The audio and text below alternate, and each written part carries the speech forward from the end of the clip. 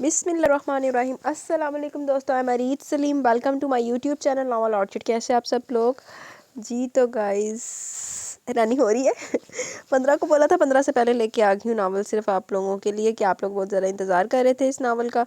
तो मैंने कहा चले अपने लिसनर्स को ज़्यादा वेट नहीं करवाती, आप लोग मेरे साथ इतना प्यार करते तो मैं भी आप लोगों के लिए कर लूँ। तो बाकी कुछ अपने 2100 सब्सक्राइबर भी हो गए थे। अब मैंने कहा चले कुछ नहीं होता, आपको थोड़ा सा सरप्राइज़ किया दिया जाए। तो आए पढ़ते हैं हम ये नावल, जिसका आप लोगों को बहुत बेसब्री से इंतज़ार था। मुझे खुद इसका बड़ा इंतज़ार था, हालांकि मैंने पढ़ा हुआ था, लेकिन ना जब राइटर्स ने लिखा था तब मैंने पढ़ा था। लेकिन अम्मी मुझे दोबारा पढ़ने का बहुत बेसब्री से इंतज़ार है, बल्कि वन के पेज चेक करते करते मैं 2 बार पढ़ भी चुकी हूँ इसको। लेकिन ये मेरा मोस्ट फेवरेट है। और ये जो नावल है ना, ये आपको और कहीं भी नहीं मिलेगा। ना इसकी कोई पीडीएफ अवेलेबल है कहीं यूट्यूब पे, गूगल पे, ना कहीं इसका किसी भी यूट्यूब चैनल पे ये नावल आपको मिलेगा, ना किसी एफपी ग्रुप पे ये नावल आपको कहीं भी नहीं मिलेगा, क्योंकि ये वाला नावल पेड नावल है। और ये नावल ऑर्चिड स्पेशल है, ये सिर्फ आपको नावल ऑर्चिड पे यानी आपके चैनल पे मिलेगा, और ये आपको कहीं पे भी नहीं मिलेगा। और जो दूसरे तीसरे लोग हैं, दूसरे चैनल्स वाले या कोई भी, तो वो इसको कॉपी करने से या ख़ुद इसको रीड करने से अपने अपने चैनल्स पे इज्तनाब करें, क्योंकि इसके कॉपीराइट्स मेरे पास है। ये पहला नावल है जिसके कॉपीराइट्स मेरे पास है। बाकी तो मैं ख़ुद भी चेक करती थी कि मैंने आज तक वो कोई भी ऐसा नावल नहीं रीड किया जिसकी परमिशन ना हो या विदाउट परमिशन। तो अभी ये वाला जो नावल है ना, इसकी परमिशन किसी को भी नहीं है कि ये कोई भी अपने चैनल पे अपलोड नहीं कर सकता। तो ये इस नावल सिर्फ अपने नावल ऑर्चिड स्पेशल है। तो ये ऊपर देख ले, मैंने कितना बड़ा बड़ा लिखा हुआ है कि all copyrights reserve to novel orchid. तो अगर किसी ने और अपलोड किया कहीं और पे, तो फिर मजबूरन कॉपीराइट मारना पड़ेगा।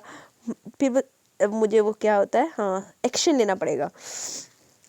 तो आप लोगों से यही कहना चाहूँगी कि बेटर यही है कि आप में कोई भी इसको कॉपी ना करें, क्योंकि यार जो एक चीज़ की जिसकी परमिशन है वो ढेरों चीज़ें पड़ी हुई हैं, गूगल पे भी पड़ी हुई है, हर जगह पे पड़ी हुई है। आप वो रीड करो, नहीं तो आप खुद किसी राइटर को पे करके लिखवा लो। तो खैर चले छोड़े, हम अपना नावल स्टार्ट लेते हैं। मेरा दिल तेरी जागीर, written by Emil Abdul. Writer का नाम एमल अब्दुल है। एमल को आपने ज़्यादा, एमल ने पता नहीं इसके अलावा कोई नावल लिखा है कि नहीं लिखा, मतलब मेरे पास जो है वो 2 हैं एमल के जो हैं। उसके अलावा एमल ने शायद 1-2 लिखे हों, लेकिन वो भी एमल ने कोई प्रोजेक्ट ही लिखे, पेड प्रोजेक्ट ही लिखे। वैसे एमल का ना एफपी पे नहीं है एमल, ठीक है। तो ये इनका नावल है। तो आपको पहले इसकी थीम बताती हूँ। वैसे तो मैंने पोस्ट लगा लगा के बताई हुई है, लेकिन अब चले थोड़ी सी डिस्कस कर लेते हैं। बेसिकली ये 2 कपल की स्टोरी है, वहाज सियाल और अनाया सियाल। और नीचे है जी बलात सियाल और फलक सियाल, ठीक है। जो वहाज है ना वो पुलिस ऑफिसर है, और जो दूसरे हैं अनाया एक घरेलू सी लड़की है, अभी स्टूडेंट है यूनिवर्सिटी की, ठीक है। और जो बलाज और फलक है ये दोनों डॉक्टर्स हैं। और इसकी थीम ये है कि ये सबसे पहले तो एक मोस्ट रोमांटिक नावल है ये एक, ठीक है। उसके बाद ये फोर्स्ड मैरिज पे है, और एमरजेंसी निकाह पे भी है, कज़न मैरिज है क्योंकि कज़न हैं ये सारे, और लव आफ्टर मैरिज भी है, फ्यूडल सिस्टम वडेरा सिस्टम है ये नावल। पुलिस ऑफिसर हीरो है, और रूड हीरो भी है बड़ा, डॉक्टर हीरो भी है, इनोसेंट हीरोइन भी है, और जो ये नीली आंखों वाली तो फॉरेनर हीरोइन है, ठीक है। तो अब हमने आज इसको स्टार्ट लेना है। कोशिश करेंगे कि एपिसोड इसकी डेली आएगी, लेकिन ये कोशिश होगी कि जल्दी ख़त्म हो जाए, और जितना पढ़ सके उतना पढ़ेंगे। लेकिन इसकी ज़्यादा लंबी लंबी एपिसोड नहीं आएंगी, जैसे मैंने आपकी आदतें ख़राब की हुई है ना कि 1 घंटा घंटा 1.5 घंटा की, वैसी नहीं आएगी, उससे कम होगी एपिसोड। तो आए स्टार्ट लेते हैं अपना नावल मेरा दिल तेरी जागीर, रिटन बाय एमल अब्दुल। ये नावल ऑर्चिड स्पेशल नावल है, और इसके all copyrights reserve to novel orchid. तो let's start our first episode of मेरा दिल तेरी जागीर, written by Emil Abdul. तुलुए Aftab की नारंगी किरणें उफ़क़ पर नमूदार होते गांव के लोगों घरों से निकलकर खेतों का रुख कर चुके थे। ज़्यादा गर्मियों की सुबह खासी ठंडी और फर्द बख्शी थी। दूर था हद निगाह तक सियालियों के बागात का सिलसिला था, जिनमें मौसमी सब्जियों, फलों और इलाकाई मेवाजात के बाग मौजूद थे। इसके अलावा गन्ने और गंदम की फसलें भी वाफर मिकदार में काश्त की जाती। टिंडू मोहम्मद खान सिंध ज़मीन का जाना माना शहर है, जिसका एक हिस्सा सियालियों की मलकियत है। सियाल हवेली पूरे गांव के वस्त में मौजूद है, जिसका रास्ता चारों तरफ से सड़क की जानिब जाता है, यानी जिस रास्ते का भी रुख करे वो सीधा हवेली आकर ही रुकता है। यूँ पोप फूटते ही गाँव में हलचल सी मच गई। सियालपुर गाँव का असूल था कि वहाँ के اپنے لوگ ہی کھیتوں کا کام کرتے تھے، کسی باہر کے شخص کو کھیتی باڑی کی اجازت نہ تھی، کہ پہلا حق اپنے گاؤں کے لوگوں کا ہی ہوتا ہے۔ یہی وجہ تھی کہ گاؤں تیزی سے ترقی کی جانب گامزن تھا، جس میں سارا ہاتھ سیال حویلی کے مکینوں کا تھا۔ سورج کے سر پر آتی خواتین اپنے اپنے مرد حضرات کے لیے کھانے کا ٹفن لیے کھیتوں کی جانب چل پڑی تھی، اور ٹولیوں کی صورت میں آگے پیچھے چلتے سب کی زبان پر یہی ذکر تھا کہ سیال خاندان میں نئی بہو آئی ہے، جو فرنگن ہے، انگریز، جہو جلال والے اصولوں کے پابند فیض سیال، جو حویلی والوں کے ساتھ ساتھ پورے گاؤں کے لیے آغاز جان تھے۔ سب جانتے تھے پوتے کی اس حرکت نے ان کے اشتعال کو للکارا ہوگا، اور وہ بھی تب جب گھر میں اس کی منگ موجود تھی۔ ایسے میں کسی غیر لڑکی سے شادی کرنے پر حویلی والوں کے ساتھ ساتھ گاؤں والے بھی شاکی تھے کہ ان کے گاؤں میں غیر ذات بہو لانے کا قطعی رواج نہیں تھا، قضا کے غیر مذہب۔ ہم پوچھتے تمہاری ہمت کیسے ہوئی اس فرنگن کو ہماری مقدس حویلی میں لے کر آنے کی، ہماری حویلی کی ساکھ خراب کرنے کی؟ تمہیں کوئی حق نہیں ہے برخوردار؟ تمہیں پڑھانے لکھانے کے لیے باہر بھیجا تھا، نہ کہ ہمارا منہ کالا کروانے کے لیے۔ تم بھول نہیں سکتے کہ تمہارے نام پر ایک وجود اس حویلی میں پہلے سے موجود ہے۔ تمہیں ابھی اور اسی وقت اس لڑکی کو یہاں سے دفع کرنا ہوگا۔ روبدار شخصیت والے فیض سیال، سر پر مخصوص پگڑی باندھے، سفید کڑکڑاتے کرتے پر سندھی کڑھائی والی ویسٹ کوٹ پہنے، پوری قوت سے چلائے تھے۔ بلاد سیال، جو خود بھی دادا کی کاپی تھا، ان کی آخری بات پر غصہ پی کر ویسے سر جھکائے کھڑا رہا تھا، جبکہ اس کے پہلو میں کھڑی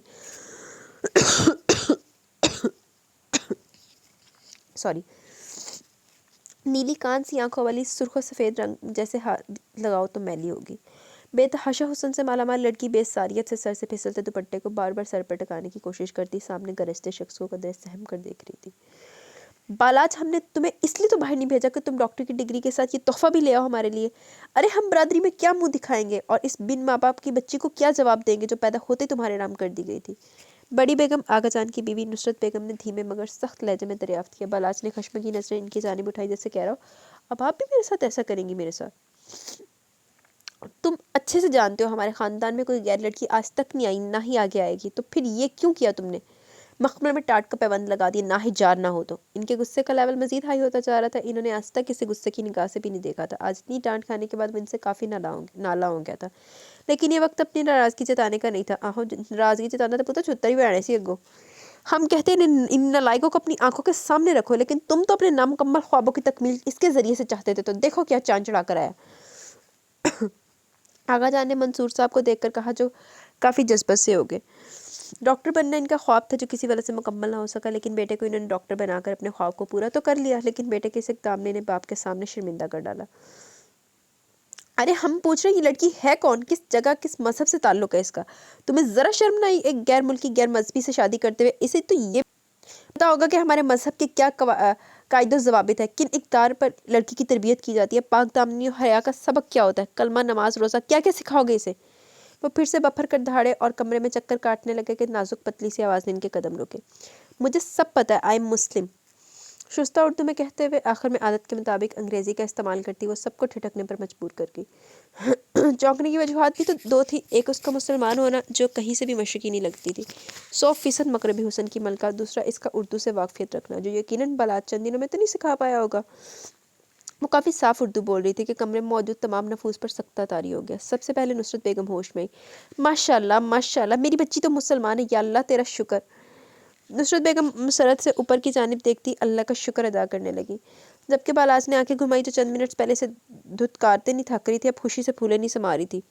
لیکن وہ بولا اب بھی کچھ نہیں، سعادت مندی سے سر جھکائے آغا جان کے نئے حکم کا منتظر تھا۔ کیا کہا آغا جان؟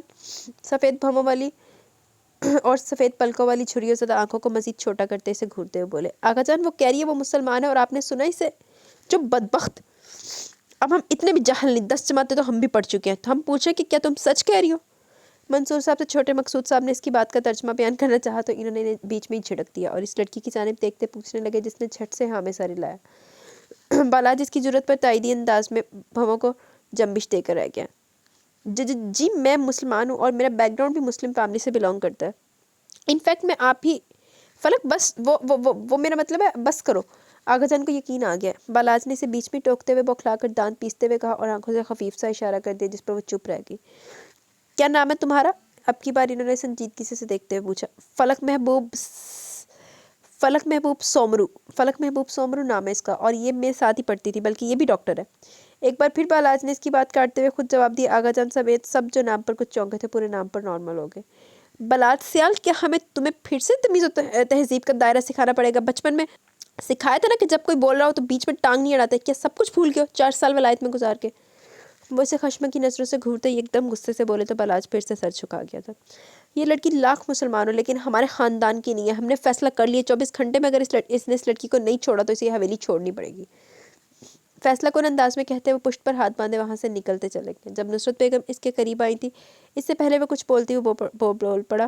اپنے شوہر کو سمجھا دے، میں اسے کسی قیمت پر نہیں چھوڑوں گا. ضدی اور اکھڑ مزاج تو اسے وراثت میں ملا تھا. انا پرست اور مغرور وہ خود بھی بلا کا تھا. اٹل لہجے میں فیصلہ سناتے اپنی ناراض بیٹھی ماں کے پاس ٹھہر ہو گیا.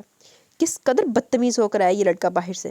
نصرت بیگم کانوں کو ہاتھ لگاتے ہوئے بولی. وہ کہکا لگا کر ہنس پڑا. اپنے باپ اور چاچا سے بغل گیر ہوا. 1 منٹ، اور آپ لوگ یہاں رہتے ہوئے بھی بے وفا ہو گیا. میں 4 سال بعد آیا ہوں، وہ بھی اسپیشلائزیشن کی ڈگری اور ایک ادھر سندر سشیل اور وہ کیا کہتے ہیں ماما اچھا خوبصورت ہونہار بیوی کے ساتھ، اور آپ لوگ بجائے میرا دھوم دھام سے استقبال کرنے کے مجھے ایسے لان تان کر کے سپریم کورٹ کے کٹہرے میں کھڑا کر چکے ہیں. وہ شکایتی انداز میں کہتے ہندی زبان کا استعمال کرتے ہوئے اپنی ماں سے شرارت کرنے لگا. کیونکہ ان کا تعلق انڈیا سے تھا تو وہ اکثر ہندی کے الفاظ استعمال کر کے انہیں چھیڑتا رہتا. تم نے کام ہی ایسا کیا کہ اتنے سالوں بعد تمہاری آمد نے خوشی نہیں بلکہ ڈپریشن دے دیا. منصور صاحب نے کہا تو مقصود صاحب ہنستے ہوئے بولے. وہ بھی اپنے بھتیجے کی طرح شرارتی سے تھے. بیٹا سب سے پہلے تو اپنے بابا کا بلڈ پریشر چیک کرو، کہیں اتنے بڑے صدمے سے ہارٹ اٹیک کا خطرہ تو نہیں. توبہ کرو مقصود، اللہ میرے بچوں کو میری عمر بھی لگائے. نصرت بیگم ان کی بات پر دہل کر بولی. آؤ میری بچی ادھر آؤ، کب سے کھڑی ہو، تھک گئی ہوگی. نصرت بیگم فلک کا ہاتھ پکڑے اسے صوفے پر لے آئی. ارے دادو وہ آپ کی عمر کی تھوڑی ہے جو 1 آدھا گھنٹہ کھڑی رہی تو تھک جائے گی. بالاج کی شرارت سے کہنے پر انہوں نے اس کی کمر پر دھپ لگائی. اب ہمیں سچ سچ بتاؤ کیا ماجرا کیا، تاکہ ہم آگے ان سے سفارش کر سکیں، ورنہ تمہارے ساتھ ساتھ ہمارا بھی اس حویلی سے ٹکٹ کٹ جائے گا. ناہجار اولاد، شرمندہ کرنے میں کوئی کسر نہیں اٹھا رکھی ہے اس نے. منصور صاحب غصے سے بولتے آخر میں بڑبڑائے. بلاج نے منہ بنایا. ہاں بھی بتاؤ کہ انتہائی قدم کیوں اٹھائے، اتنی ایمرجنسی میں نکاح اور پھر ہماری بہو کو یہاں لانا، چکر کیا ہے؟ مقصود صاحب پھر بولے. سچ بتاؤ. اس نے باری باری سب کو دیکھتے ہوئے رازدارانہ انداز اپنایا. سب کی غصے بھری خاموشی پر وہ بولنے لگا. فلک خاموش بیٹھی لاؤنج سے ہی پوری حویلی کا جائزہ لینے کی کوشش کر رہی تھی. فلک محبوب چاچو کی بیٹی ہے. اس نے جیسے سب کے سروں پر دھماکہ کیا. سب پھٹی پھٹی آنکھوں سے اسے دیکھنے لگے جبکہ وہ مزید کہہ رہا تھا. جی محبوب چاچو پچھلے 22 سالوں سے لندن میں مقیم ہے، اور ان کی وائف جو انگریز تھی اسلام قبول کر چکی تھی، جس کے بعد ان کی شادی ہوئی تھی. شادی کے چند سال بعد وہ انتقال کر گئی جب فلک 10 سال کی تھی. تب سے یہ دونوں اکیلے رہتے ہیں. چاچو کا وہاں اپنا بزنس ہے. فلک سے میری ملاقات یونی میں ہی ہوئی تھی. میں اس کے نام فلک محبوب سیال پر چونکا تھا اور پھر اس کا پیچھا کرتے ہاسپٹل پہنچ گیا جہاں چاچو زیر علاج ہے. ان کو سویر ہارٹ پرابلم ہے. مجھے نہیں پتا آگا جانے نے کیوں بے دخل کیا، لیکن وہ آپ سب کو بہت یاد کرتے ہیں. آپ سب کے ذکر پر رونے لگے اور فریاد کرنے لگے کہ میں فلک کو اپنا لوں اور انہیں اپنوں کے پیچھے لے جاؤں، کیونکہ ان کی زندگی کا کوئی بھروسہ نہیں اور فلک کو غیر ملک میں اکیلا نہیں چھوڑنا چاہتے. اس لیے میں نے ایمرجنسی میں نکاح کیا کیونکہ ٹھیک 2 دن بعد میری واپسی کی فلائٹ تھی. اس کے کچھ سچ اور کچھ جھوٹ ملا کر بولنے پر فلک نے اسے گھورا، پر وہ متوجہ ہی نہیں تھا. نہ تو وہ اتنے بیمار تھے کہ انہیں مائنر ہارٹ اٹیک ہوا تھا، اور نہ ہی انہوں نے اس کی منتیں کی تھی کہ وہ اسے اپنا لے، بلکہ اس نے خود ہی فلک سے نکاح کی خواہش کا اظہار کیا تھا. اور محبوب صاحب اپنوں کے پاس واپسی کی راہ ہموار کرنے کے لیے اپنی بیٹی کو ڈھال بنا کر اس کے ساتھ منسوب کر چکے تھے. دادو پلیز روئیں تو نہیں. میں نے تو چاچو کو بہت کہا کہ میرے ساتھ چلیں لیکن وہ نہیں مانے. لیکن آپ فکر مت کریں، ایک بار یہ معاملہ سیٹ ہو جائے میں خود انہیں واپس لے کر آؤں گا. سالوں بعد بچھڑے بیٹے کے ذکر پر نصرت بیگم کی آنکھیں بھیگ گئیں. غمزدہ تو سبھی تھے لیکن بیٹے کی اس حالت پر وہ تڑپ اٹھی تھی. بالاجی نے حوصلہ دینے لگا لیکن وہ بکھرتی چلی گئی اور فلک کے سامنے اپنے بازو با کیے. بالاج نے اسے قریب آنے کا اشارہ کیا تو نصرت بیگم نے اسے سینے میں بھیج کر بے طرح چوم ڈالا. میرے محبوب کی بیٹی ہو تم، میرے جگر کا ٹکڑا، میرا بچہ، دادو کی جان. وہ بے تحاشا اسے پیار کرتی، ساتھ میں رو بھی رہی تھی. فاطمہ بیگم بھی قریب چلی آئی، اسے پیار کیا تو منصور اور مقصود صاحب بھی اس کے سر پر ہاتھ پھیرتے سے سینے سے لگا گئے. فلک ایک دم اتنی محبت مل پر جذبت سی ہو گئی. اب یہ آپ کی ذمہ داری ہے کہ آپ آگا جان کو کیسے کنونس کرتی ہیں. ماما مجھے اچھا سا ناشتہ کروا دے تاکہ میں آرام کروں. میں اور میری بیوی بہت تھک گئے. وہ انہیں مصروف دیکھ انگڑائی لیتے ہوئے شرارت سے پچھلی باتوں کا اثر ظاہر کرنے کے لیے بولا تو سب مسکرا دیے. جبکہ فاطمہ بیگم کچن کی جانب بڑھ گئی. سب خوش کپیوں میں مصروف ہو گئے لیکن کوئی وجود ایسا بھی تھا جو سسک رہا تھا، تڑپ رہا تھا. بچپن سے جس شخص کے خواب دیکھے تھے وہ سب چھناکے سے ٹوٹ گئے. تکلیف کی شدت سے دل ہی نہیں پورا جسم تڑپ رہا تھا. اس کی محبت کا اکلوتا وارث آج اتنے انتظار کے بعد لوٹا بھی تو کیسے؟ اس کی جگہ کسی اور کو دے کر وہ رو رو کر اپنی حالت بگاڑ چکی تھی. کچی عمر کی پکی محبت کتنا رلاتی ہے یہ تو کوئی اس سے پوچھتا. سب کے سامنے اتنا ڈرامہ کریٹ کرنے کی کیا ضرورت تھی؟ ڈیڈی نے آپ کو منع کیا تھا نا کہ سب کو کچھ بھی بتانے سے. کمرے میں آتے ہی وہ اس سے استفسار کرنے لگی. ملازمین کا سامان کمرے میں رکھ چکے تھے. وہ الماری کھولے اپنے کپڑے نکال رہا تھا. اس کے بولنے پر اس کے قریب چلایا. وہ سب ڈرامہ نہیں تھا فلک، اور ہم سب چاچو کے اپنے ہیں. ہمیں ان کی حالت کے بارے میں پتہ ہونا چاہیے تاکہ ہم اپنے سیریسلی اپنے ایسے ہوتے ہیں. آپ لوگوں نے انہیں یہاں سے بے دخل کر کے ان کی خبر تک نہیں لی. اتنے سال کے وہ زندہ ہے یا نہیں، اور اب ایک دم سے آپ اتنے مہربان ہو گئے کہ ہم پر احسانات کی بہت چھاڑ کر دی. کیوں؟ اس کے پیچھے بھی آپ لوگوں کا کوئی مقصد پوشیدہ ہے، میں جانتی ہوں. وہ غصے سے پر یقین لہجے میں کہتی ہے. آخر میں بھیگی پلکیں صاف کرنے کے لیے رخ موڑ گئی. فلک تمہیں کیسے یقین دلاؤں میں کہ یہ سب کوئی تماشا نہیں ہے؟ یہ سچ ہے کہ آگا جانے چاچو کو یہاں سے نکال کر غلط کیا تھا، لیکن ان کی بھی غلطی کم نہیں تھی. انہوں نے پھپھو کی نند جو کہ ان کی منگ تھی ان سے شادی سے انکار کیا، جس کا اثر پھپھو کی زندگی پر پڑا اور انہیں طلاق ہو گئی. اس غم میں پھپھو چل بسی اور آگا جان بیٹی کے غم میں ڈھہ سے گئے اور چاچو کو آگ کر دیا. لیکن میں جانتا ہوں آگا جان چاچو کو بہت یاد کرتے ہیں، ان سے بہت محبت کرتے ہیں اور ان کی واپسی پر بے حد خوش ہوں گے. بس ایک بار وہ واپسی کے لیے ہاں کر دیں. وہ اسے کندھوں سے تھام کر اپنے سامنے کرتا ہوا نرمی سے سمجھانے لگا. لیکن اس سب میں ہماری زندگی تو برباد ہوگی نا. میں، موم، ڈیڈی، ہم سب دربدر ہو گئے تھے اور آپ سب یہاں سکون بھری زندگی گزار رہے تھے. کبھی کسی کو خیال نہیں آیا کہ کوئی ہے جو ان کا منتظر ہے. اگر اب بھی آپ کی نظر مجھ پر نہ پڑتی تو اب بھی کسی کو خیال نہیں آنا تھا. وہ بدگمانی کی انتہا پر تھی. بالاج نے گہری سرد سانس خارج کی.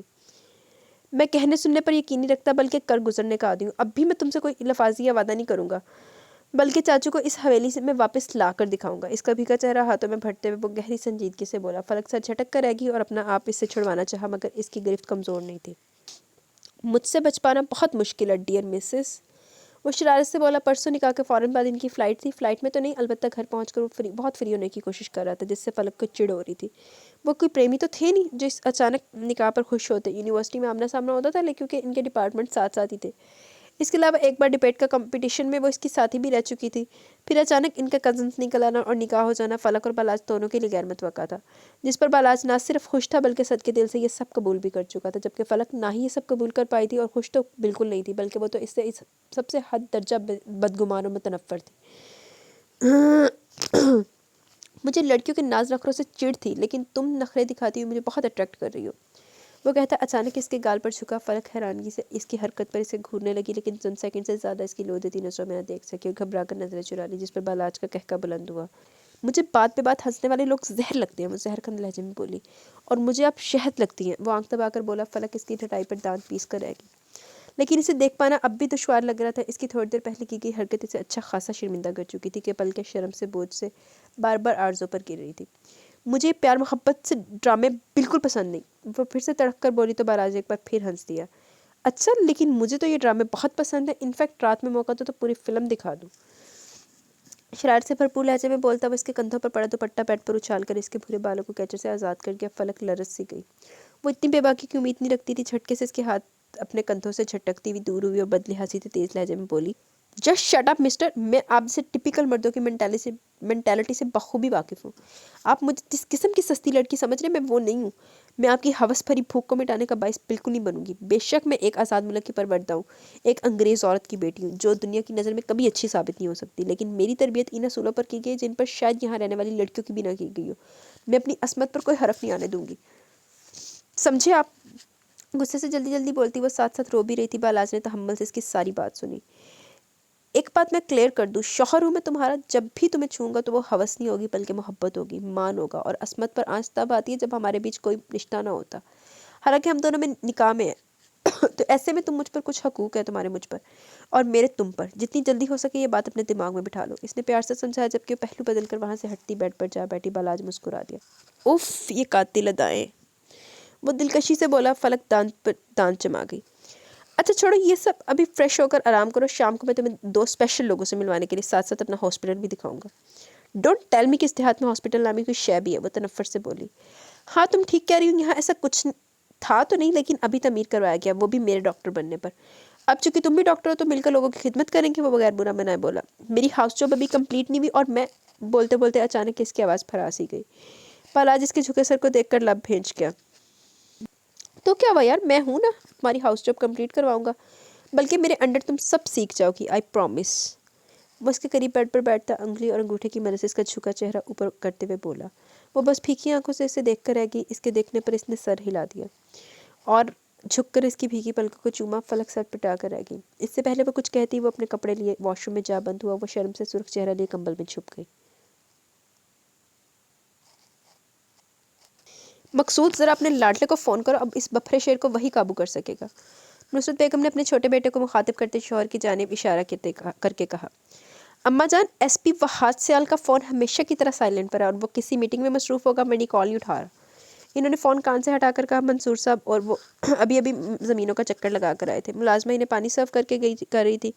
उफ़, एक तो इसकी मीटिंग्स, मैं भी कब से ट्राई कर रही हूँ, मगर मजाल है जो ये लड़का मेरी कॉल पिक कर ले। फातिमा बेगम भी परेशानी से बोलती वहीं बैठ गई। भाभी अब परेशान मत, तो फ्री होकर खुद कॉल कर लेगा, ना लाइक। मकसूद साहब बोले। इससे पहले वो जवाब देती दरवाजे के करीब भारी बूटों की दमक महसूस करते सभी चौंके थे और इसका लंबा चौड़ा वजूद दरवाजे पर देखते सबके चेहरे पर खुशी की लहर दौड़ गई। काले चमचमाते जूतों पर पुलिस की वर्दी में इसकी कसरती जसामत कुछ और भी ज़्यादा नुमायाँ हो रही थी। घने सिल्की काले बालों को जेल से सेट किए गंदमी रंगत पर तीखे नकूश और चेहरे पर छाई बेपनाह संजीदगी से इसकी शख्सियत में रौब पैदा होता था। नुसरत बेगम बारहा कहती कि वह आज बिल्कुल अपने दादा पर गया। इन्हीं के जैसा गुस्सा, रोब, दबदबा और संजीदगी इसकी शख्सियत का भी खासा थी। आ गया मेरा शेर पुत्र। नुसरत बेगम ने खड़े होकर इसे गले लगाया और इसका माथा चूमा। वो बारी बारी सबसे मिलकर सोफे पर पराजमान हुआ तो नुसरत बेगम बोली, तुम्हारा लाडला पाकिस्तान तशरीफ ला चुका है और अकेला नहीं आया, अपनी बीवी के साथ आया, जो कोई और नहीं। मैं सब जानता हूँ दादो, बल्कि इनके निकाह का मैं चश्मदीद गवाह भी हूँ। और इसने जैसे इनके सर पर बम फोड़ा, बाकी सब तो शौकी थे। मकसूद साहब जल्द होश में आ गए। क्या कह रहे हो वहाज, और तुमने हमें बताना भी ज़रूरी नहीं समझा? वो तो छोटा है, ना समझ है, तुम तो अकल से काम लेते। मकसूद साहब खासे गुस्से में लग रहे थे। बाबा, इस वक्त हालात ही ऐसे हो गए थे कि सब जल्दी जल्दी में हो गया, और फिर कुछ बातें अपने वक्त पर अच्छी लगती हैं। अगर इस वक्त हम आपको आगाह करते तो आप सब यकीनन आगा जान से रजामंदी लेने का कहते, जो कभी अपनी रजामंदी का इजहार न करते। बल आज वापस आ जाता और मामला वहीं अटका रह जाता। अब इनका निकाह हो चुका है, पूरे गांव में ये बात फैल चुकी है, सारा ख़ानदान जान गया, अब कोई और कुछ नहीं कर सकता। और मैं तो कहता हूँ अगर सालों पहले चाचू भी चाची और फलक अपने साथ यहाँ ले आते तो कोई कुछ नहीं बिगाड़ पाता किसी का। वो मुकम्मल संजीदगी से अपने अल्फाज पर जोर देते हुए बोला कि सब खामोश रह गए। अब आगे क्या कुछ सोचा? कुछ तौक़ुफ़ के बाद मंसूर साहब ने इस्तफ़सार किया। आगे का क्या सोचना है, बस सब खत्म। आगा जान का गुस्सा कुछ दिनों में ख़त्म हो जाएगा और इन्हें पर पोता पोती की वैसे भी बहुत जल्दी है। अब ये बालाज पर डिपेंड करता है, वो जितनी जल्दी गुड न्यूज़ देगा आगा जान इतनी जल्दी अपनी नाराज़गी ख़त्म कर लेंगे। वो कंधे उचकाकर बोला। बेबाकी के इस मुजाहरे पर नुसरत बेगम ने जहाँ अपनी चादर का पल्लू मुंह में दबाया, वहीं फातिमा बेगम भी कुछ जज्बत हुई, जबकि मंसूर साहब मुस्कुरा दिए। कितनी बेशर्म और बेगैरत औलाद मेरे हिस्से में आई है। मकसूद साहब दांत पीस कर अफसोस ही कर सके। बेटा जानी, जितना आसान आप समझ रहे हैं इतना आसान ये सब है नहीं। आगा जान ने कल से पहले फलक या सवेली में से एक को छोड़ देने का हुक्म दे दिया तुम्हारे चहीते भाई को। और फिर अनाया, इसको कौन संभालेगा? सुबह से कमरा बंद किए पड़ी है, रो रो के बुरा हाल किया हुआ। इसका कुछ सोचा तुमने? मंसूर साहब संजीदा होते हुए बोले। इनकी बात पर वो टेक छोड़कर सीधा हुआ। अनाया का क्या सोचना है, और इसमें रोना धोना मचाने की क्या बात है? अरे कैसी बातें कर रहे हो, वो बचपन से बलाज की मांग है, इसके नाम पर बैठी है, रोएगी नहीं तो क्या नाचेगी खुद पर सोतन आने पर? नुसरत बेगम ने सवाल किया। इन्हें इसका ऐसे कहना बुरा लगा था। ए लो, अब मंगनी तो बात केड़ी सोतन आंदी है। दादो, वो सिर्फ मंगनी थी, खुदा ना ख्वास्ता कोई निकाह नहीं हो गया था जो सोतन का गम मना रही है, और इस तरह की फरसुदा रस्मात को मैं नहीं मानता। सो प्लीज़ अनाया का किस्सा तो क्लियर ही समझे, और आगा जान को मैं देख लूँगा। इसने लापरवाही से कहा। अनाया के जिक्र पर एक अजीब नापसंदीदगी ने एकदम से इस पर हमला कर दिया था। पुत्र तू सवेर सबर कर ला, तेरे ना तो जो होनी है ना, तेरी सारी लापरवाहियाँ कड्ढेगा तेरा दादा। अरे ऐसे कैसे भूल जाए वो बलाज को? बेटा तुम नहीं जानते, लड़कियों के दिल कांच से नाजुक होते हैं। तरह तरह के ख्वाब सजाकर बैठी थी वो, और अब एकदम से सब कुछ तबाह हो गया। मेरी बच्ची के साथ ज्यादती हुई और इसका हिसाब बलाज को देना होगा। फातिमा बेगम गमज़दा सी हो गई। अनाया को उन्होंने सगी औलाद की तरह पाला था, ज्यादती की तलाफी चाहती है तो अपने प्यारे सपूत की शादी करवा दे, इससे बात खत्म। इसने हाथ छाड़े। फातिमा बेगम समेत सबने से खा जाने वाली नज़रों से देख घूरा। हाँ, कोई बहुता ही वहाज साहब जड़े है, बहुते कोई लाइट नहीं ले रहे सारा मामला। ऐसे कैसे इसे पहले से शादीशुदा शख्स से ब्याह दूँ? मेरा ज़मीर हरगिज़ गवारा नहीं करेगा। फातिमा बेगम ने झट से कहा, मुबादा इसका अभी निकाह पढ़ा दिया जाए। तो चाची जान, इस नाजीज़ से क्या तवक्का है? मैं क्या कर सकता हूँ? मैं सिर्फ और सिर्फ आगा जान को बनाना है। आपके घरेलू मसले सॉल्व करने का मेरे पास वक्त है, और ना ही मेरे पास इस किस्म की खालिस औरत वाली नॉलेज है। सो प्लीज़ माफ़ी। वो हाथ जोड़ते हुए माजरत करता खड़ा हुआ, और इससे पहले बाहर निकलता कोई तन फन करता अंदर दाखिल हुआ, और इससे टकरा कर इससे पहले ज़मीन बोस होता इसने इसे गिरने से बचा लिया। सुर्खी माइल गंदमी रंगत पर काले घने बालों की बिखरी सी चोटी, जिससे आधे बाल निकलकर खूबसूरत लंबे से पतले चेहरे का तवाफ किए हुए थे। रोने से खतरनाक हद तक सुरख अंगारा काली गहरी आंखें, तीखी खड़ी नाक पर छोटा सा जगमग करता लौंग, इसके नीचे पतले गुलाब की पंखड़ी जैसे लब, जिससे सिस्कारियाँ अब भी जारी थी। साफ पता चल रहा था कि वो काफ़ी देर से रोती रही, और एक नज़र में इसका मुकम्मल जायज़ा लेकर वो इसे सीधा करता एक झटका देकर नागवारियत से बोला, آنکھیں آنسو بہانے کے علاوہ دیکھنے کے بھی کام آتی ہے، اگر اس کام کے لیے استعمال کرو گی تو فائدے میں رہو گی۔ غصے سے کہتے ہوئے نکلنے لگا تھا جب وہ تڑک کر بولتی سے جبڑے بھیجنے پر مجبور کر کے، آپ کی ہمت کیسے ہوئی میری باراج کی شادی کسی اور سے کروانے کی؟ آپ شروع سے مجھ سے چڑھتے، اپنی بھڑاس اس طرح نکالیں گے، آپ نے اچھا نہیں کیا، میرا سہاگ بسنے سے پہلے اجاڑ دیا، میں آپ کو کبھی معاف نہیں کروں گی۔ اس کی گریبان کو اپنی نازک مٹھیوں میں دبوچے وہ بپھر کر بولتی کوئی خونخوار شیرنی معلوم ہو رہی تھی۔ آنسو تواتر سے بہ رہے تھے جو لکیر کی صورت گردن تک جا رہے تھے، لیکن سامنے بھی بھیڑیا تھا جو شیرنی کو بھی چیٹ پھاڑ کرنے کی صلاحیت رکھتا تھا۔ سب سے پہلے شرافت سے میرا گریبان چھوڑ دو، ورنہ بغیر تمہاری صنف کا لحاظ کے ایک رکھ کے کان کے نیچے دوں گا کہ دماغ کے سارے پرزے اپنی جگہ پر منتقل ہو جائیں گے۔ خطرناک تاثرات کے ساتھ کہتا وہ فوراً اسے اپنا ہاتھ واپس کھینچ لینے پر مجبور کر گیا۔ اور جسے میرا بالاج کہہ رہی ہوں نا، اب وہ کسی اور کا ہو چکا، یہ بات اپنے کم عقل ذہن میں بٹھا لو، اور دوسری بات جتنی ہو اتنی رہو، ذرا بڑی بات بننے کی کوشش کی تو الٹا لٹکا دوں گا۔ اور تیسری سب سے اہم بات، تمہارا سہاگ نہیں تھا، وہ جس کا تھا اسے مل چکا، اس لیے کہتے ہیں بے نام رشتوں پر یقین نہیں رکھنا چاہیے۔ اب پچھتا رہی ہو نا؟ وہ اس کے بعد ایک اس کی غلط فہمیوں کو سنجیدگی سے ختم کرتا، آخر میں مصنوعی ہمدردی سے پوچھنے لگا۔ عنایا نے زخمی نظروں سے اسے دیکھا۔ بہت برے ہیں آپ نے اچھا نہیں کیا میرے ساتھ، بالاج صرف میرے تھے، آپ نے… چپ کرو بے شرم لڑکی، شرم لحاظ بالکل باقی نہیں رہی، تمہارا علاج بھی جلدی کرنا پڑے گا، دیکھتا ہوں تمہارے لیے بھی کوئی مناسب لڑکا تاکہ جلدی فارغ ہو تم بھی۔ وہ اس کی بات کاٹتے ہوئے اتنی زور سے دھڑا کہ عنایا جہاں ڈر کر 2 قدم پیچھے ہٹی، وہیں نصرت بیگم اور مقصود صاحب اسے سنبھالنے آگے بڑھے تھے۔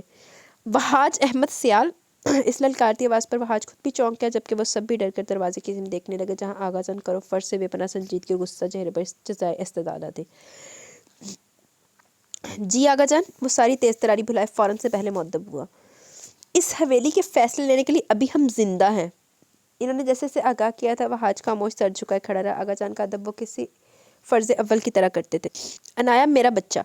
اب کی بار انہوں نے عنایا کو مخاطب کیا تو لہجے میں چاشنی سی گھل گئی تھی، آواز کا روب باقی تھا لیکن غصہ بالکل مخفوت تھا۔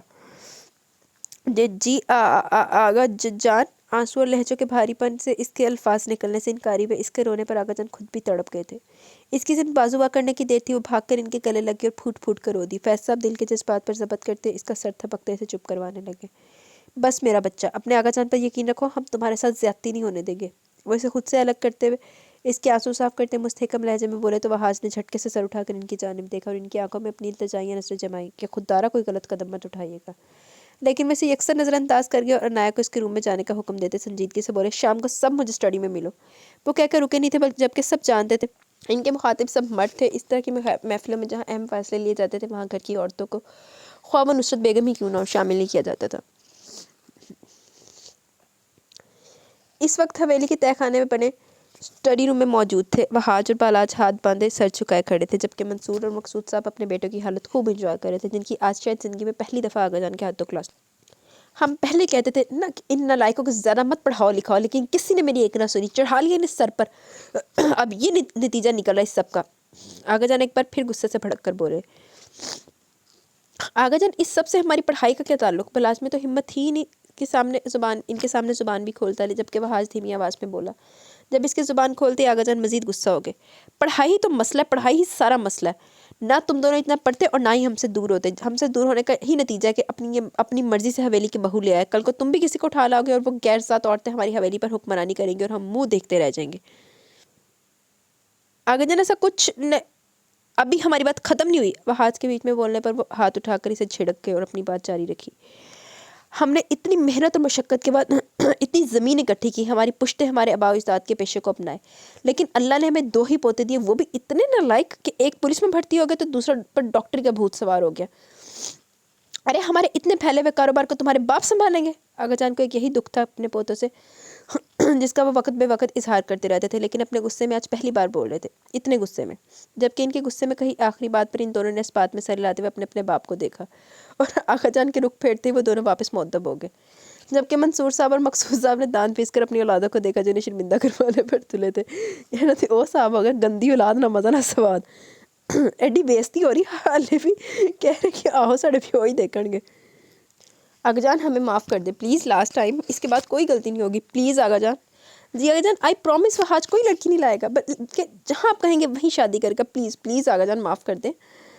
وہاج آغا جان کے قدموں میں بیٹھ کر معافی مانگ رہا تھا جب بلاج میں ان کے قدموں میں بیٹھتے منت کرتے بولا، اور وہاں جیسے جبڑے بھینچے گھورنے لگا، تو وہ بلا نہ تھا اور دیکھتے صحیح اپنے والوں نہیں معافی مانگ رہے ہیں، وہاں مطلب اٹیاں سٹیاں لگا رہے ہیں۔ دور ہو جا مجھ سے بے شرم انسان، ہاتھ مت لگانا مجھے۔ آغا جان نے بلاج کا ہاتھ جھٹکتے ہوئے غصے سے کہا، یار آغا جان بیوی کی طرح ریئیکٹ کیوں کر رہے ہیں؟ وہ ان کے گھٹنے پر سر رکھتا دھیمی سی سرگوشی نما آواز میں بولا، جس پر وہ آدمی سے پیٹ میں کونی ماری۔ وہ بل بلا اٹھے، ابے یار اٹھو دونوں اٹھو۔ انہیں ایک دوسرے میں مصروف دیکھ کر وہ دھاڑے تھے، وہ دونوں سیدھے ہوتے دور جا کھڑے ہوئے۔ وہاج جی آغا جان، ان کی پکار پر اس نے فوراً لبیک کہا۔ کیا تم چاہتے ہو کہ ہم بلاج کو معاف کر کے اس کی بیوی کو حویلی کی بہو کے طور پر قبول کر لیں؟ انہوں نے بے لچک لہجے میں کہا تو فوراً بولا، جی آغا جان پلیز، ان ذات پات کے معاملے میں کچھ نہیں رکھا، خدا رہا اس سب سے نکلا ہے، ویسے بھی بس ہمیں سبق مت پڑھاؤ، جتنا پوچھا اتنا جواب دو۔ وہ اس سے بیچ میں ٹوک کر بولے، ویسے یار بات تو ٹھیک ہے، ذات پات میں کیا رکھا ہے، سب مسلمان ہیں تو بس دیٹس اٹ، بات ختم۔ ہم غیر ذات کی بہو تو قبول کر سکتے ہیں، لیکن کسی غیر ذات میں خاندان میں اپنے گھر کی بچی کو بالکل نہیں بیاہیں گے، اس لیے ہم چاہتے ہیں کہ تم عنایت سے آج ہی نکاح کر لو۔ ہوٹل لہجے میں کہتے ہوئے وہاں موجود تمام نفوس کو حیران پریشان کر چکے تھے۔ عنایت اور وہاج کی ایک دوسرے کے لیے ناپسندیدگی سے پورا گھر ہی واقف تھا، اور ان کا نکاح ان کا اس رشتے میں بند پانا تقریباً ناممکن تھا۔ وہی تو ایک اٹ کتنا ویر چلتا ہونا تھا، تو انہوں نے آغا جان پھڑ کے نا بیڑا بان لگا۔ آغا جان جی آپ کیا کہہ رہے ہیں؟ عنایت نو نیور، بالکل نہیں۔ وہ نفی میں سر لاتا بے یقینی سے بولا، تو پھر بلاج کو ابھی اسی وقت عنایت سے نکاح کرنا ہوگا، اور اس غیر ذات لڑکی کے برابر حقوق عنایت کو بھی دینے ہوں گے۔ ہم اپنی بچی کو خود سے دور نہیں جانے دیں گے، سوچ سمجھ کر ہمیں جواب دینا صبح تک۔ اب سب جا سکتے ہیں، اور دوسری صورت میں تم دونوں اس حویلی سے ہمیشہ ہمیشہ کے لیے رخصت ہو جانا، اپنے اپنے والدین کے ساتھ۔ وہ ایک اور چھٹکا دیتے انہیں جانے کا اشارہ کرتے خود کتاب کھول کر پڑھنے لگے، جبکہ وہ سب تھکے تھکے، جبکہ وہ حاج بے یقینی میں آہستہ آہستہ قدم اٹھاتا وہاں سے نکل گیا تھا۔ اسے یقین ہی نہیں آ رہا تھا کہ اس کے جان سے عزیز آغا جان اس کے لیے اتنا جان لیوا فیصلہ بھی کر سکتے ہیں۔ وہاج پلیز تم شٹ اپ۔ اسٹڈی سے باہر نکل کر اوپر کی جانب جاتی سیڑھیوں پر تھے منصور صاحب اور مقصود صاحب آگے نکل چکے تھے، جب بلاج نے منت کرنی چاہیے۔ وہاج نے دھاڑ کر چپ کرواتے ایک پنچ اس کے منہ پر جڑ دیا، تب بھی غصہ کم نہ ہوا تو ایک اور زوردار پنچ مار دیا، اس کا جبڑا ہلا ڈالا کہ وہ کراہ کر رہ گیا۔ ہنر عام ہے یار وہاج، پلیز دیکھ میں دوسری شادی کیسے کر سکتا ہوں، جبکہ میرے بڑے بھائی کی بھی پہلی شادی بھی نہیں ہوئی، دیکھ پلیز مان جا پلیز۔ وہ منت کرتے اس کے مکوں سے بچتے ہوئے اس کے پاؤں پکڑ کر نیچے بیٹھ کے وہاج کا بس نہیں چڑھا تھا خود کو پھنسائے جانے پہ اس کا قتل کر دیتا۔ دماغ ٹھیک ہے تیرا؟ میں فی الحال شادی نہیں کرا، اور جب کروں گا اس لڑکی سے تو بالکل نہیں، مجھے زہر لگتی ہے تیری سابقہ منگیتر۔ وہ ناگواریت سے کہتے اس کے قریب ہی سیڑھیوں پر بیٹھ گیا۔ یار کیا مسئلہ ہے، اس میں اچھی بھلی تو ہے۔ بلاج نے بھویں سکیٹ کر اسے دیکھا، اسے اس کی بات بالکل پسند نہیں آئی تھی۔ میڈم تیرے عشق میں گوڈے گوڈے ڈوبی ہوئی ہیں، میں بٹی ہوئی لڑکی کو کیوں کر اپناؤں؟ کچھ توقف کے بعد وہ بولا تو بلاج سر دھنتا سرد سانس خارج کر کے رہ گیا۔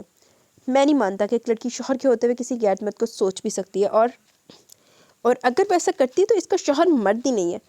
تم اسے خود میں اتنا مصروف کر لینا وہ کسی اور کی طرف دیکھ بھی نہ سکے، سمپل، اور تو کوئی برائی نہیں ہے، اور نہ اس میں۔ بلاج نے اپنے خیالات اس کے سامنے رکھے، وہ کچھ نہ بولا۔ اور جہاں تک تم دونوں کی آپسی خلیش اور جھگڑے کی بات ہے تو وہ نکاح ہوتے ختم ہو جائے گا، نکاح میں بہت طاقت ہے میری جان، اس نے مزید کہا۔ بھاج نفی میں سر لاتا فوراً اٹھ کھڑا ہوا، نہیں بھائی مجھ سے نہ ہو پائے گا، میں چلا ابھی یہاں نکل جاتا ہوں، صبح تک کراچی پہنچ جاؤں گا، مجھے ڈیوٹی جوائن کرنی ہے۔ وہ کہہ کر جانے لگا کہ بلاج نے اسے پکڑ کر زبردستی واپس بٹھا لیا۔ پلیز وہاج کر لو نا ایسے نکاح، میرے اندر کا گلٹ بھی ختم ہو جائے گا، اس نے مکمل سنجیدگی سے کہا۔ کہیں نہ کہیں سے اس بات کا دکھ ضرور تھا کہ اس نے عنایت کے ساتھ غلط کیا، لیکن شروع سے اس نے اسے اس نظر سے نہیں دیکھا تھا بلکہ اسے بہن سمجھتا تھا، وہ یہ جانتے ہوئے بھی کہ اس کے کچے ذہن میں اسے لے کر کیا جذبات ہے۔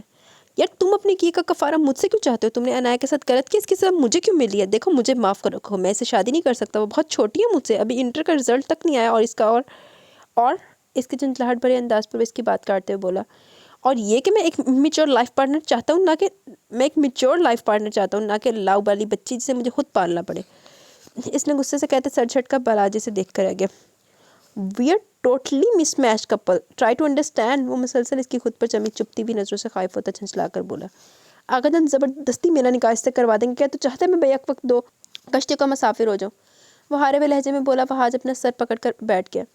بالاج لب پھینچ کر تھکے تھکے قدم اٹھاتا وہاں سے چلا گیا، تو وہ دکھتے سر کے ساتھ کافی دیر وہیں بیٹھا رہا اور حالات کا اثر نو جائزہ لینے لگا، تو اسے غور کرنے پر پتہ چلا کہ واقعی عنایت کے ساتھ زیادتی ہوئی تھی، اور آغا جان جس قدر اسے چاہتے تھے وہ کبھی یہ سب برداشت نہ کرتے، اور اسے یہ بھی یقین تھا صبح کا سورج طلوع ہوتا ہی اس کی زندگی کا اہم فیصلہ ہو جائے گا، جس پر وہ کبھی راضی نہ ہونے کے باوجود بھی سر جھکانے پر بے حد مجبور کر دیا جائے گا۔ ਪੁੱਤਰ ਜੇ ਪਤਾ ਹੀ ਆ ਤੇ ਫਿਰ ਚੁੱਪ ਕਰਕੇ ਸਰੈਂਡਰ ਕਰ ਦੇ। ਛੱਡ ਏਡੀਆਂ ਸ਼ੋਖੀਆਂ ਨਾ ਮਾਰ, ਹੋਣਾ ਤੇ ਉਹੀ ਜਿਹੜਾ आगा जान ने कह ਦਿੱਤਾ। फैज़ अहमद सियाल की 4 औलादें थी। सबसे बड़े मंसूर साहब, जिनकी शादी इन्होंने अपनी बहन की बेटी फ़ातिमा बेगम से की थी, जो हिंदुस्तान से दुल्हन बनकर यहाँ आई थी। इसके बाद मकसूद साहब की शादी इनकी बीवी नुसरत बेगम अपनी मर्ज़ी से लाई थी, जो इनकी भतीजी थी रुखसार बेगम, जो फ़ातिमा बेगम की तरह ही नेक सिफ्त और बाअखलाक थी। अल्लाह पाक ने इन्हें शादी के 1 साल बाद ही बेटे जैसे नेमत से नवाजा, तो पूरी हवेली में रौनक सी फैल गई। वहाज अहमद सियाल सबकी आंखों का तारा था। फ़ातिमा बेगम भी शादी के कई साल बाद भी औलाद की नेमत से महरूम होने के वजह से वहाज को बहुत चाहती थी, और वहाज के कदम हवेली में पड़ते अल्लाह ने इनकी भी सुन ली। वहाज जब 2 साल का हुआ तो इसका साथी भी दुनिया में आ गया। बलाज अहमद सियाल दोनों भाइयों में मोहब्बत मिसाली थी। बचपन में भी वो कभी एक दूसरे से न लड़े, और अब तो सवाल ही पैदा नहीं होता था। मकसूद साहब से छोटी इनकी बेटी थी सादिया, जिनकी शादी वट्टे सट्टे की बुनियाद पर अपने तायाजाद रेहान से हुई, और महबूब साहब जो कि बाहर पढ़ने गए हुए थे, इनकी शादी इनकी नन तहमीना से इनकी पढ़ाई मुकम्मल होने के बाद रखी गई थी। सादिया और रेहान की शादी को 10 साल का अरसा गुजर चुका था, और वो खुशहाल ज़िंदगी गुजार रहे थे। बस औलाद की कमी थी, जिसको जवाज़ बनाकर अक्सर इनकी सास इन्हें ताना जनी का निशाना बनाती, जिस पर रेहान साहब इन्हें नज़रअंदाज करने का कहते और हौसला देते कि एक ना एक दिन अल्लाह पाक ज़रूर इनकी सुनेगा और इन्हें औलाद अता फरमाएगा।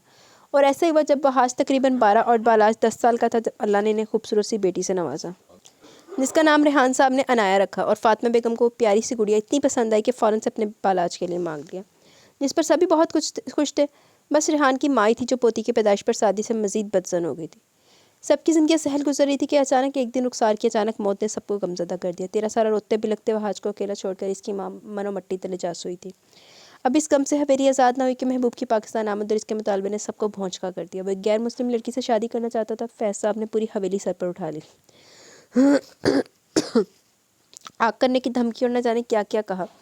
नुसरत बेगम ने भी बहन का घर उजड़ जाने से डराया, लाखों वास्ते दिए, लेकिन इन्होंने न रुकना था और ना वो रुके, और हवेली से हमेशा हमेशा के लिए रुखसत हो गए। इसके साथ ही सादिया तलाक का धब्बा लिए घर आ बैठी। रेहान ने घर वालों के दबाव में आकर इन्हें तलाक दे दी थी, लेकिन इनसे मोहब्बत सच्ची थी। और इसी रात ड्राइविंग के दौरान अचानक ध्यान भटकने पर ट्रैलर से ज़ोरदार तसादम हुआ, और इस हादसे में अपनी जान गंवा बैठे। गमों ने जैसे हवेली का रास्ता देख लिया। जो जवान बेटी की तलाक ने फैज़ साहब और नुसरत बेगम को बिल्कुल निढाल कर दिया था। और ऐसे में जब इनकी जान से अजीज़ बेटी बीमार भी रहने लगी, तो इन्हें इनकी फ़िक्र कुछ ज़्यादा सताने लगी, और वो महबूब साहब से मज़ीद नाला होंगे कि इनके एक गलत कदम ने सबकी ज़िंदगियों का शराज़ा ही बिखेर के रख दिया था। सबकी ज़िंदगियों का सादिया बेगम की हालत के पेश नज़र वहाज और बालाज के साथ साथ अनाया की देखभाल भी फ़ातिमा बेगम ने अपने ज़िम्मे ले ली। अल्लाह ने इन्हें मज़ीद औलाद तो ना दी, लेकिन इन्होंने इन तीनों की परवरिश में कोई कसर न उठा रखी। फिर अचानक एक दिन ज़िंदगी की बाजी लड़ते लड़ते सादिया भी हार गई और खाल के हकीकी से जा मिली। इनकी मौत के बाद सब टूट से गए थे, लेकिन ज़िंदगी का पहिया किसके लिए रुका?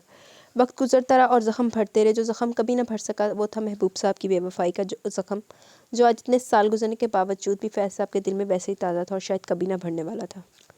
रात तकरीबन 1:30 बजे का वक्त था। पूरे हवेली में सुनाटे गूंज रहे थे। गांव के माहौल के मुताबिक हवेली में भी सब रात होते ही सो जाते और वक्त से फजर से पहले बेदार हो जाते, इसलिए इस वक्त हर तरफ खामोशी का रास्ता। शहर में इतने साल गुजारने की वजह से इसकी रूटीन थोड़ी डिस्टर्ब हो चुकी थी। वो अक्सर काम की वजह से रात को लेट सोता था, लेकिन सुबह फजर की नमाज़ वक्त पर ही अदा करना इसका मामूल था। इस वक्त भी वो बेड पर बैठा उलझनों में घिरा गहरी सोच में था कि अचानक दरवाजे पर दस्तक हुई। वो हैरान हुआ कि इस वक्त कौन हो सकता है। दरवाजे पर पहुंचकर जैसे ही इसने दरवाज़ा वाक़ किया, इसकी हैरानगी मज़ीद बढ़ी थी। सुबह वाले कपड़े में मलके से हुलिये और सूजी आंखों में से वो सामने मौजूद थी, और इसे देखते इसकी भवें तन गई। क्या करी इस वक्त तुम यहाँ? सख्त तेवरों से पूछता। वो मुश्किल अपनी आवाज़ धीमी रख पाया, वरना कोई शुबा नहीं था वो चीख कर सबको जगा देता।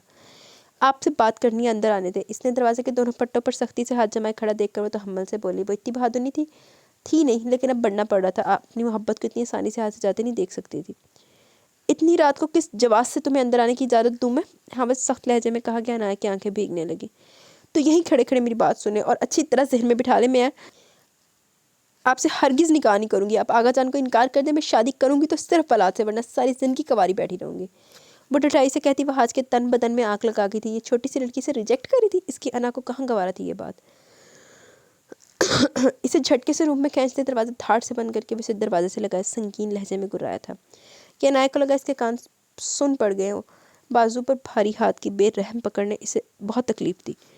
بکواس بند کرو لڑکی، ورنہ زبان کھینچ کر ہاتھ میں دے دوں گا۔ پہلے تو میرا ارادہ تم جیسی بدتمیز، جاہل اور گوار، بے حیا اور کم عقل لڑکی سے شادی کرنے کا بالکل نہیں تھا، لیکن اب جب تم میری انا کو للکاری چکی ہو تو سنو، میں کل شام ڈھلنے سے پہلے تمہیں اپنی ملکیت میں لے چکا ہوں گا، اور پھر تمہارے سارے کسپل نکال دوں گا کہ تم کبھی اس طرح میرے سامنے زبان چلانے کے قابل نہیں رہوگی۔ اسے کندھوں سے جھٹکا دے کر اس کے سسکتے وجود کی پرواہ کیے بغیر خطرناک سنجیدگی سے بولا، وہ پھٹی پھٹی آنکھوں سے اس کا یہ جلالی روپ دیکھ رہی تھی۔ اور وہ جو تمہارا بچپن کا شوق تھا نا شادی کرنے کا، وہ بھی میں ہی پورا کروں گا، اور شادی کے تمام مزے ایک ساتھ ہی چکھا دوں گا۔ غصے سے بولتے ہوئے ایک دم اپنی ٹون بدلتے مصنوعی پن سے بولا تو اس کے لہجے کی معنی خیزی سمجھتی وہ اندر تک کام کی۔ یہ سچ تھا کہ اسے بچپن سے شادی کرنے کا بہت شوق تھا، لیکن اس کے اس شوق کو اس نے جس انداز میں لیا تھا، اس طرح سے تو بالکل نہیں سوچتی تھی۔ میں آپ سے شادی نہیں کروں گی، وہ بھی ضدی پن سے لہجے کی لڑکھڑاہٹ پر قابو پانے کی کوشش کرتے ہوئے بولی۔ اس کی خون چھلکاتی آنکھیں اسے بھی ڈرا رہی تھی۔ Nice joke baby. اس کی گال پر چٹکی کاٹتے زوردار کہکا لگاتے ہنسا وہ ڈر کر مزید دروازے سے چپکی، جبکہ وہ حاضر نے دلچسپی سے اس کے سرخ پڑتے گال کو دیکھا، پھر اسے سہلاتے ہوئے مزید بولا، تم نے شادی نہ کرنے کا فیصلہ تو تم سے شادی نہ کرنے کا فیصلہ تو تم چند سیکنڈ میں بدل ہی چکے ہو، اس لیے پہلے میرے ارادے بدل جائے فوراً بھاگو یہاں سے، ورنہ پچھتاؤ گی۔ سرسراتے لہجے میں کہتا وہ اسے بہت کچھ سمجھنے پر مجبور کر گیا، اوپر سے اس کی مانی خیز لو دیتی نظریں عنایا خوف سے لرزتی فوراً سے پہلے دروازہ کھول کر باہر بھاگی تھی۔ پیچھے اس کے کہکے نے دور تک اس کا پیچھا کیا۔ نرام ہے، بڑی بہادر بن کے آئی سی، پہلے جتنے نے بیچارے نے نہیں بھی ویا کرنا سے نا ہونا تو تینا کر کے رہے گا۔ یار فلک اٹھو، کتنا سوتی ہو تم، اف اٹھو، اسے جھنجھوڑ کر اٹھاتے ہوئے بولا، وہ زبردستی سے اٹھا کر بٹھایا۔ وہ دوپہر سے سو رہی تھی، بیچ میں صرف 1 گھنٹے کے لیے ڈنر کے لیے اٹھی تھی۔ سب کے ساتھ ڈنر کے بعد وہ ہاتھ کے ساتھ بیزی ہو کر وہ جب واپس روم میں آیا تو اسے پھر سے سوتا دیکھ کر وہ جل بھن نہیں تو گیا۔ کیا ہے لینا، سونے دو نا پلیز، انگریزی میں کہتی وہ یقیناً اپنی کسی فیلو سے مخاطب تھی۔ بالاج نے غصے سے گھورا، لیکن اس کی اگلی حرکت نے بے ساختہ اس کے ہونٹوں پر تبسم بکھیرا تھا۔ وہ اس کے کندھے سے لگی گردن میں منہ چھپانے کی کوشش کرتی اس کے گرد بازو باندھ گئی۔ بیڈ سے ٹیک لگائے بیٹھے بالاج کو اس کی حرکت نے بہت مسرور کیا تھا۔ ڈیئر مسز، جان لینے کا ارادہ کیا؟ اس کے بالوں پر لپ رکھتے وہ مسکراتے لہجے میں بڑبڑایا، فلک جانی پلیز نا، ویک اپ یار۔ وہ اس کے چہرے کے اوپر کرتے زور سے بولا۔ اس کے سرخ و سفید رنگت اور بھرے بھرے گالوں والے چہرے کے زاویے کچھ بگڑ گئے، لیکن چند سیکنڈ بعد وہ مکمل نارمل ہوتی دوبارہ سے پرسکون نیند کے مزے لے رہی تھی۔ تم میں سے نہیں ماننے والی، وہ کہتے اس کے چہرے پر جھکا اور بھرپور شدت سے اپنا لمس چھوڑتے اس کے سوئے حواس پل میں بیدار کر چکا تھا۔ نیند میں اپنے چہرے پر گرم سانسوں کے تھپیڑوں نے جہاں اسے سرخ کیا، وہیں اپنی سانس تنگ پڑنے پر اسے فوراً سے پہلے کچھ غلط ہونے کا احساس ہوا۔ پٹ سے آنکھیں کھولنے پر مجبور ہوئی، لیکن تب تک بہت دیر ہو چکی تھی۔ آنکھیں کھولتے اسے اس کا چہرہ اپنے بے حد قریب نظر آیا۔ وہ پوری آنکھیں کھولے حیرت و بے یقینی سے اسے دیکھے گئی، اور مزید حواس بحال ہونے پر اس کے سینے پر مکے برساتی مزاحمت کرنے لگی۔ بالاج اس کی حالت پر رحم کھاتے مسکراتے ہوئے پیچھے ہٹا اور اپنی آستین سے اپنے ہونٹ صاف کیے۔ فلک گہرے گہرے سانس لیتی لرزتے کانپتے وجود سے گھور رہی تھی۔ آپ کی ہمت کیسے ہوئی مجھے چھونے کی؟ You are so cheap. وہ غصے سے کہتی آخر میں کراہیت سے سائڈ ٹیبل سے ٹیشو لے کر اپنے ہونٹ رگڑ کر صاف کرنے لگی۔ Yes I am so damn cheap that you can't imagine, وہ سنجیدگی سے کہتے اس کے ٹیشو پیپر والے ہاتھ کو اپنی گرفت میں لیتے ہوئے پھر اس کے ہونٹوں پر جھک گیا اور اس پر پہلے سے زیادہ شدت دکھائی۔ فلک بن پانی کی مچھلی کی طرح پھڑپھڑانے لگی، لیکن اس پر فرق نہ پڑا۔ بالاج پلیز، ہونٹوں کے بعد اس کے پورے چہرے پر اپنا لمس چھوڑتے ہوئے اس کی گردن تک کا سفر طے کرنے لگا تو فلک تڑپتی التجا کرنے لگی۔ جب اس نے بغیر اس کی سنے سے تکیے پر ڈالا اور خود اس پر جھک گیا، فلک روتی ہوئی چیخنے لگی، لیکن وہ اپنی ہی کیا گیا۔ رو کیوں رہی ہو؟ اس کی کان کی لوگوں ہونٹوں میں دباتے خمار آلود لہجے میں اس نے پوچھا تو وہ رخ پھیر کر تکیے میں منہ چھپا کر سسک پڑی۔ ہے فلک پلیز یار، it's normal being a husband wife, it's normal. اس کا چہرہ واپس اپنی سمت کرتے ہوئے نرمی سے سمجھانے والے انداز میں بولا۔ وہ ہچکیوں سے رو دی۔ I need time to expect all this, مجھے وقت چاہیے، میں یہ سب، ہچکوں کے درمیان کہتی وہ ہاتھوں میں چہرہ چھپا کے اس پر جھکے بالاج نے سرد سانس فضا کی سپرد کی۔ آل رائٹ، میں تمہیں وقت دینے کے لیے تیار ہوں، پر اس کا مطلب یہ نہیں کہ میں تمہیں ٹچ بھی نہیں کر سکتا۔ تمہیں رشتہ بنانے کے لیے وقت دے رہا ہوں، نہ کہ خود سے دور جانے کے لیے۔ بے پناہ سنجیدہ تاثر لیے کہتے ہوئے اس نے اس کے دور کھسکتے وجود کو واپس اپنے قریب کرتے وارننگ دی۔ فلک خوف و حیا سے خود میں سمٹ جا رہی تھی، جبکہ وہ پرواہ کیے بغیر اس کے بالکل قریب لیٹتے اسے حصار میں لے کر دونوں پر کمبل درست کر کے۔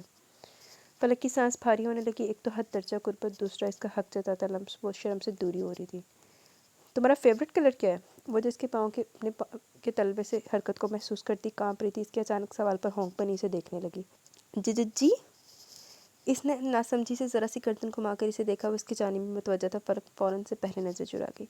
میں نے پوچھا تمہارا فیوریٹ کلر کون سا ہے؟ اس نے دوبارہ اپنا سوال دہرایا۔ پرپل، کانپتے لہجے میں کہتی، اس کے پاؤں کی حرکت اب اپنی پنڈلی پر محسوس کر کے جھٹکے سے اپنی ٹانگ دور کھینچ گئی، اور یہ اس کے لیے برا ہی ہوا۔ نائس، شکر تمہیں باقی لڑکیوں کی طرح پنک نہیں پسند، تمہاری سے مجھے لگا کہ پنک کہنے لگی ہو۔ وہ ہنستے ہوئے اس کے لہجے پر چوٹ کرتے ہوئے بولا، جبکہ فلک کا سارا دھیان اس کے پاؤں تلے دبے اپنے پاؤں پر تھا، جنہیں وہ اپنے پاریوں کی انگلیوں سے آہستہ آہستہ سے لا رہا تھا۔ اس کے برعکس وہ پوچھ رہا تھا، اور تمہیں کھانے میں کیا پسند ہے؟ اس کے نارمل انداز پر فلک نے بے بس نظروں سے اسے دیکھا۔ بریانی اور چپلی کباب، اس نے ڈرتے ڈرتے جواب دیا، اور اب اس کے ہاتھ کو اپنے پیٹ کے گرد لپٹتے دیکھ کر وہ سانس روک گئی۔ اس کی حالت سے ہنس اٹھاتے بظاہر نارمل بیہیو کرتے وہ کہہ رہا تھا، ہابیز کیا ہیں تمہاری؟ اس نے اپنی جانب کروٹ دلواتے اس کی گردن میں منہ چھپاتے اس نے پوچھا تو فلک کو لگا وہ ابھی بے ہوش ہو جائے گی، لیکن ایسا کچھ نہ ہوا، بلکہ اسے ایک جھٹکا دے کر مزید خود کے قریب کرنے پر وہ جلدی سے بولی، کوکنگ اور انٹیریئر ڈیزائننگ۔ اس نے جلدی سے جواب دیا۔ بالاز نے اس کی گردن میں گہری سانس کھینچتے ہوئے سر ہلا کر جواب دیا، اور اس کی بیوٹی پون پر انگلی پھیرتے ہوئے اس سے پہلے وہ مزید سوال کرتا، فلک کو زور سے کھلکھلاتے دیکھ ٹھٹکا، اور دوبارہ سے اس کی بیوٹی پون سے ہلانے پر وہ مزید ہنس کر دوری ہوتی اس کے ہاتھ اپنی گردن سے جھٹکنے لگی، تو اس کے ہونٹوں پر بھی ہنسی آگے سے یقیناً گدگدی ہو رہی تھی۔ بالاز نے ایک بار پھر اس کی بیوٹی پون پر انگلی پھیری، وہ پھر سے ہنس دی۔ بالاز پلیز، مجھے گدگدی ہوتی ہے ایسے۔ وہ اس کی پہنچ سے دور ہونے کی کوشش کرتی چیخی اور کہکا لگا اٹھی۔ بالاز بھی ہنس دیا اور اس کے ہنستے ہوئے چہرے کو بغور دیکھنے لگا۔ دونوں گالوں پر پڑتے ڈمپل اس کا دل دھڑکا گئے تھے، وہ مکمل حسن کی دیوی تھی۔ بالاز کو احساس ہوا کہ کیوں محبوب چاچو سب کچھ چھوڑ چھاڑ فلک کی ماں کے پیچھے گئے تھے۔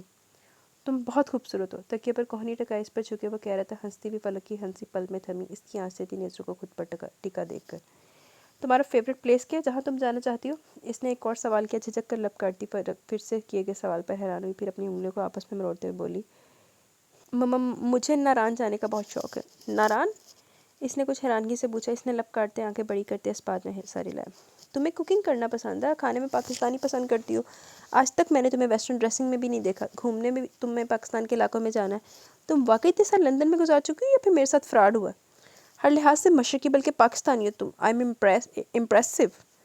اس نے متاثر کن انداز میں کہا، وہ محض کندھے اچکا گئی۔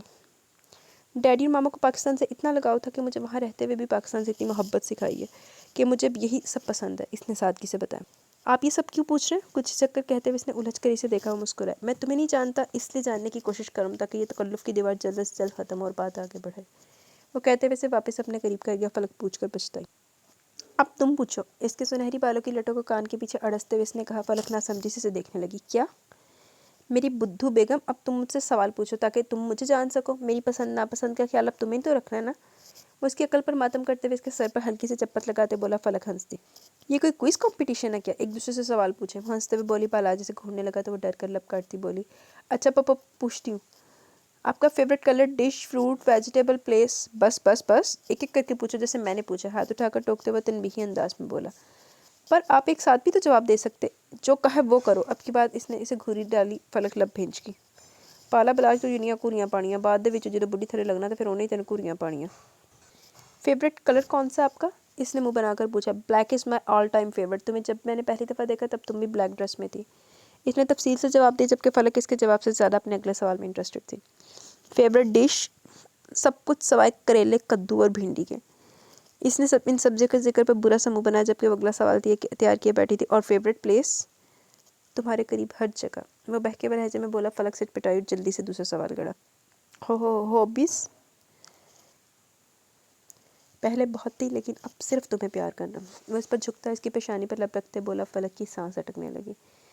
مجھے نیند آ رہی ہے، وہ اس سوال جواب کے کھیل کو بیچ میں ہی چھوڑتی کروٹ بدل کر آنکھیں موند چکی تھی، کیونکہ اسے وہ پھر سے پٹری سے اترتا محسوس ہو رہا تھا، جبکہ اس کے کروٹ بدلنے پر بالاج کا جاندار کہہ کر روم میں گونجا، اور مزید اسے تنگ کیے بغیر وہ بھی سونے کی کوشش کرنے لگا۔ جی تو گائز، یہاں پہ ہماری فرسٹ ایپیسوڈ میرا دل جاگیر کی اپنے اختتام کو پہنچی۔ کیسی لگی آپ کو ایپیسوڈ؟ اپنی رائے کا ضرور اظہار کیجیے گا۔ مجھے ناول بڑا پسند ہے، آپ کو یہ ناول پسند آ رہا ہے؟ کیسا لگا آپ کو یہ ناول؟ آپ لوگ بھی بتائیے گا۔ اور جیسا کہ ایک دفعہ پھر میں آپ کو بتا دوں کہ یہ جو ناول ہے اس کے سارے کاپی رائٹس صرف ناول آرچر کے پاس ہے، تو اس کو کوئی بھی کاپی پیسٹ نہ کرے یا کوئی بھی اس کو ریکارڈ اپنی وائس میں بھی نہ کرے۔ تو باقی آپ میرے جو لسنرز ہیں وہ بتائیے گا ان کو یہ سرپرائز کیسا لگا اور ان کو یہ ناول پسند آیا ہے یا نہیں آیا۔ اور کیسا لگ رہا ہے، انٹرسٹنگ لگ رہا ہے، کیا ہوگا آگے وہ بھی بتائیے گا۔ وہاج بیچارہ ہن بیچارہ تو نہیں رہا، ہن تو دی ایگو تے گل بج گئی نا، ایگو پہ آ گئی ہے، تو ہن وہاج نے کر کے رہنا، تو پھر بیچاری نایا ہوئی، نایا بیچاری کا کی ہوئے گا۔ اور بلاج نے صحیح کیا کہ غلط کیا؟ اب اس نے ایک سائڈ پہ تو اگر دیکھا جائے تو اس نے اچھا کام کیا کہ چاچو واپس آ جائے گا، لیکن چاچو نے بھی تو چولی ماری سی نا، ٹھیک ہے تمہیں پسند آ گئی تھی کوئی، لیکن اس کے پیچھے جو بہن بھی تو اجڑ گئی نا، تو پچھلوں کا بھی تو خیال کرنا چاہیے تھا نا، کہ اپنی عشق مشوقی کر لی تھی، آپ دوڑ گیا چلا گیا، تو پیچھے زیر عتاب آ گئی، تو پھر عنایا نے تب بھی فیس کیا، عنایا اب بھی فیس کر رہی ہے، کیونکہ عنایا کے پیرنٹس کی بات تھی، اور پہلے بھی وہ اس چاچے کی وجہ سے فیس کیا، اور اب بھی اس کی بیٹی کی وجہ سے ہوا، لیکن چلو کوئی نہیں، بلاج دا ہویا وہاج تے ہے نا، تو دیکھتے ہیں آگے کیا ہوتا ہے۔ باقی آپ لوگ بھی اپنی رائے کا ضرور اظہار کیجیے گا، آپ کو اب تک کیا سمجھ میں آئیں گے، آگے کس طرح سے ہوگا ناول، یا آگے کیا ہوگا، ٹھیک ہے؟ تو انشاءاللہ جلدی ملیں گے، کل ملیں گے اس کی نیو ایپیسوڈ کے ساتھ، تب تک کے لیے اپنا بہت سارا خیال رکھیں، دعا میں یاد رکھیں، اللہ حافظ۔